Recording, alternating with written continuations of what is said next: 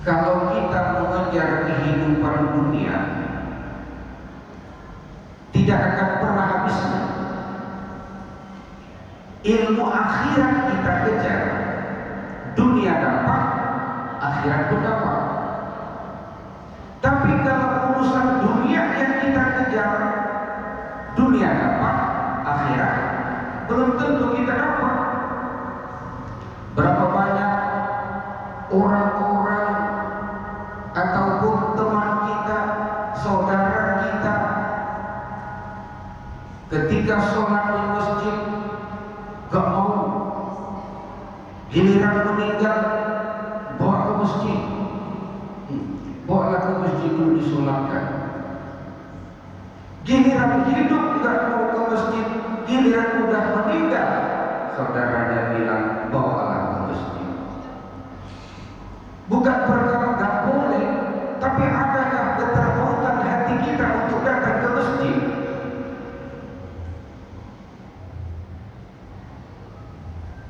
Bapak Ibu yang dirahmati Allah Subhanahu wa taala, bersyukur kepada Allah terhadap yang diberikan kepada kita. Ni'matani maghfurun fihi ma katsirun min nasi sihah wal farah. Apa kata Nabi? Dua kenikmatan yang banyak orang tertipu di dalamnya, yaitu kesehatan dan waktu yang luang.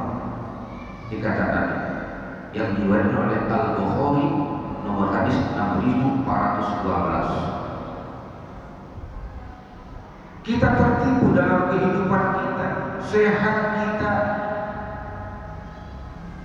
kita lupa terhadap perintah Allah.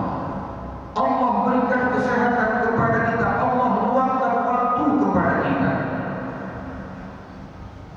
Kan banyak itu sehat, kadang kita bilang sehat tapi gak sempat, sempat tapi gak sehat.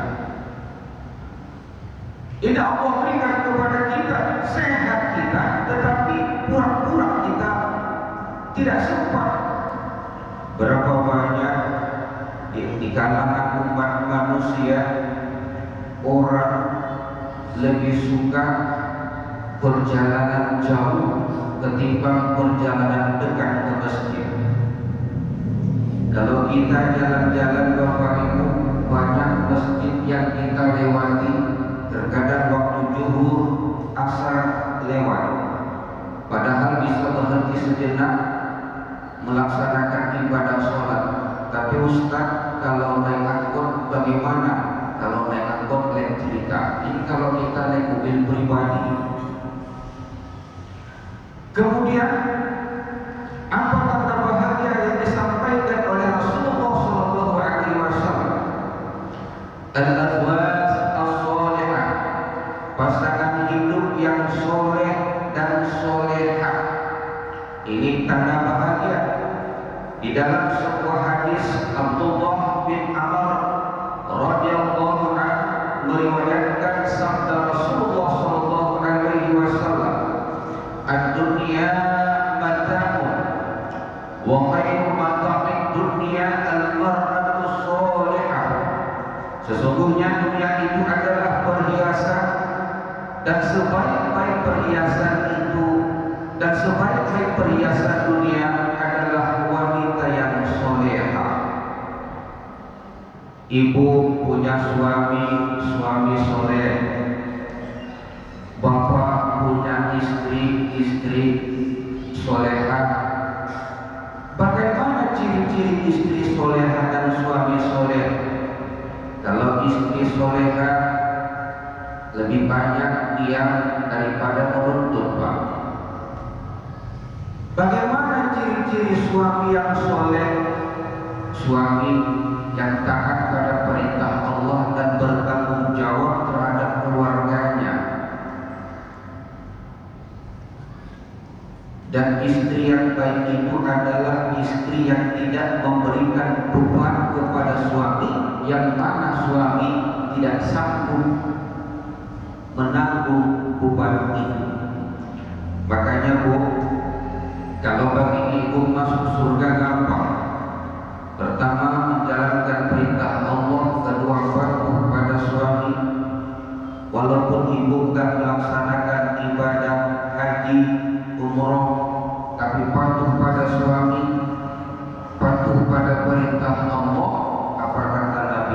silakan kau masuk ke dalam surga dari pintu manapun yang engkau sukai. Kalau kau laki-laki ini, Bu, banyak yang harus dipertanggungjawabkan. Dosa kami aja pun gak sanggup kita mikulnya, Pak. Dosa istri lagi kita pikul. Itulah tugas kita sebagai seorang suami. Walaupun kita rajin ibadah, sholat kita rajin, puasa kita tekun, tapi kalau istri kita, Pak, gak bisa kita arahkan, itu belum ada nilai apa-apanya dalam kehidupan kita.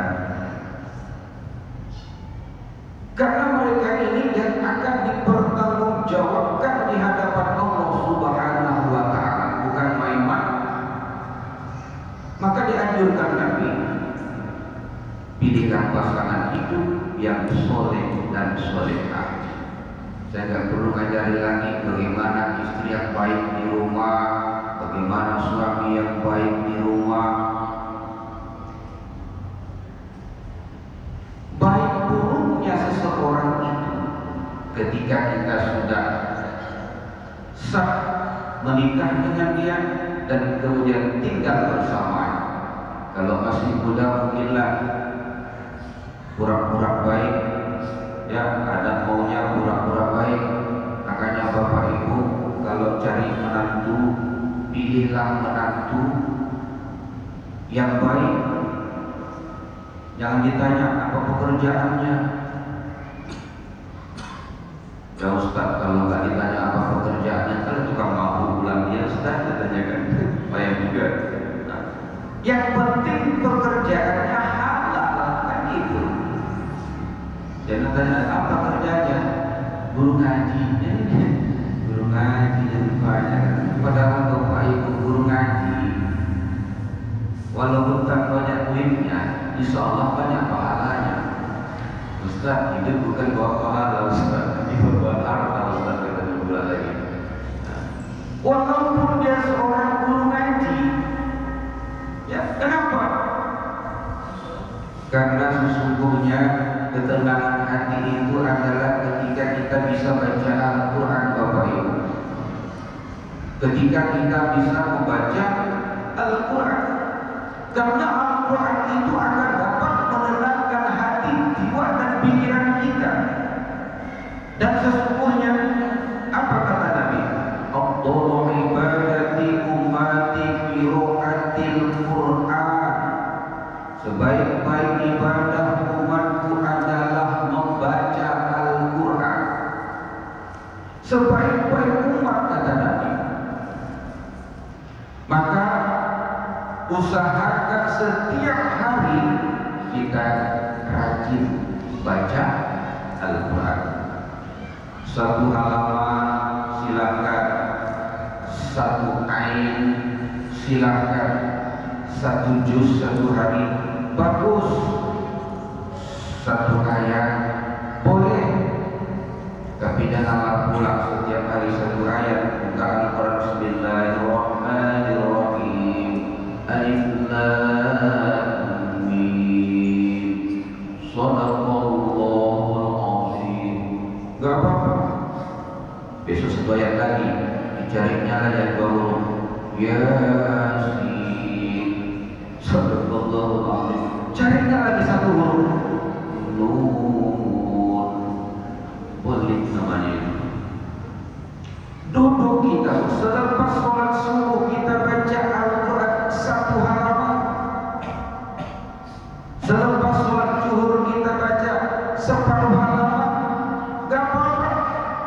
Habis maghrib satu halaman. 3 halaman dalam satu hari, Bapak Ibu, bisalah dalam satu minggu itu kita satu juz lebih yang kita baca. Dan ternyata Bapak Ibu, ketika orang rajin baca Al-Quran, Allah akan memberikan ketenangan dalam dirinya. Ketenangan, Bapak Ibu, mana lebih banyak atau lebih lama kita kita pegang handphone atau pegang Al-Quran? Pegang handphone. Dikatakan Al-Quran musiman 3 bulan Ramadan, start 1 Ramadan sampai malam 27. Jadi agar menenangkan hati, jiwa dan pikiran kita, senantiasalah kita membaca Al-Quran. Kemudian selanjutnya Rasulullah Shallallahu Alaihi Wasallam bersabda kepada Umar ibnu Khattab, "Ala ukhbiraka bi khairi ma yahnizul mar al-mar'atu salihah idza nazara ilaiha sarraha wa idza amaraha ata'atha wa idza ghaba anha hafizatha." Maukah aku beritakan kepadamu tentang sebaik-baik perbendaharaan, kata Nabi, perbendaharaan seorang lelaki, yaitu istri soleha yang bila dipandang akan menyenangkan, bila diperintah